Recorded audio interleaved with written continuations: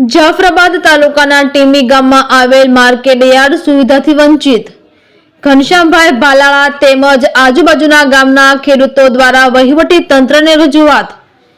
Market યાર્ડમાં આજુબાજુના 20 થી 25 ગામના ખેડૂતો પોતાની જણસી વેચવા માટે આવે છે। ખેડૂતોને માર્કેટ યાર્ડ તરફથી કોઈ સુવિધા મળતી નથી।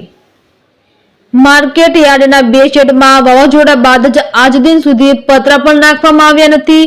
કમોસમી વરસાદ થાય કે માવઠું થાય તો ખેડૂતોની જણસી વરસાદમાં પલળે તેવી પરિસ્થિતિ યાર્ડમાં જોવા મળેલ છે।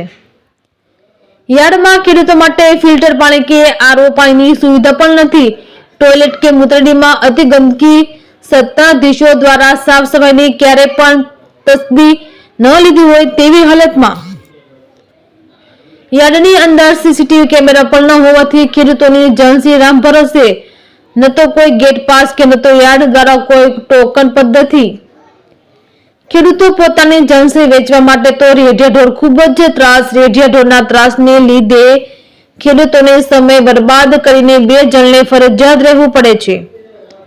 માર્કેટ યાર્ડમાં સિક્યુરિટીના અભાવથી ખેડૂતોની જણસી પર રામ ભરોસે યાર્ડમાં સરકાર દ્વારા ફાળવાયેલા ટ્રેક્ટર નહીં, નુકસાન નહીં, નફો રાહત દરે ખેડૂતો માટેનું ટ્રેક્ટર શોભાના ગાંઠિયા સમાન આવી અનેક સમસ્યાથી ખદબદતું ટીંબી માર્કેટ યાર્ડ જોવા મળે છે। આજે સરકાર દ્વારા ઠેર ઠેર સ્વચ્છતા અભિયાને ખેડૂતો માટે 2022માં બમણી આવકના વાતો થાય છે તે દાવા સાવ વાહિયાત અને પોકળ સાબિત થયા છે। ગ્રામ પંચાયતથી લઈને ગાંધીનગર સુધી સત્તા પક્ષ હોવા છતાં ખેડૂતો માટે ટીંબી માર્કેટ યાર્ડ બિસ્માર તેમજ ખૂબ જ ખરાબ ખંડેર હાલતમાં જોવા મળે। આ બાબતે ટીંબી ગામના જાગૃત અને પ્રગતિશીલ ખેડૂત ઘનશ્યામભાઈ ભાલાળા અને આજુબાજુના ખેડૂતો દ્વારા તંત્રને રજૂઆત કરી છે। તેમ છતાં તંત્ર આંખ આડા કાન કરી રહ્યું છે। ક્યાંક ને ક્યાંક એવું લાગી રહ્યું છે। રિપોર્ટર જિગ્નેશ બારૈયા, જાફરાબાદ। મારું નામ ઘનશ્યામભાઈ ભાલાળા, ગામ ટીંબી, તાલુકો જાફરાબાદ। આજે અમારે આખા તાલુકાના ખેડૂતોનો એક જ પ્રશ્ન છે માર્કેટિંગ યાર્ડનો। જાફરાબાદ તાલુકામાં ફક્ત એક જ માર્કેટિંગ યાર્ડ આવેલું છે। એમાં ખેડૂતોને સુવિધા માટે કંઈ પણ સુવિધા નથી। આજે ખેડૂતો હજારો ખેડૂતો જેની જણસી વેચવા આવે છે, પણ ખેડૂતોને અહીંયા પાણી પીવાનું પાણીનું સુવિધા નથી, આરઓ ફિલ્ટર નથી, પછી કોઈ સિક્યુરિટી નથી, સીસીટીવી કેમેરા નથી। અને આજે 3 વર્ષ વાવાઝોડાને થવા છતાં 2 શેડ ઉપર પતરા નથી। વાવાઝોડાની આગાહી હોય તો ખેડૂતો પર રાતે ઘરના કાગળ પતરા લઈને અહીંયા પોતાની જણસી ઢાંકવા આવે છે। સીસીટીવી કેમેરા નથી, કોઈનો માલ ચોરાઈ જાય તો કોની જવાબદારી? અને ચા નાસ્તાની પણ કેન્ટીન નથી અને કોઈ સુવિધાનો બધી રીતે અભાવ છે।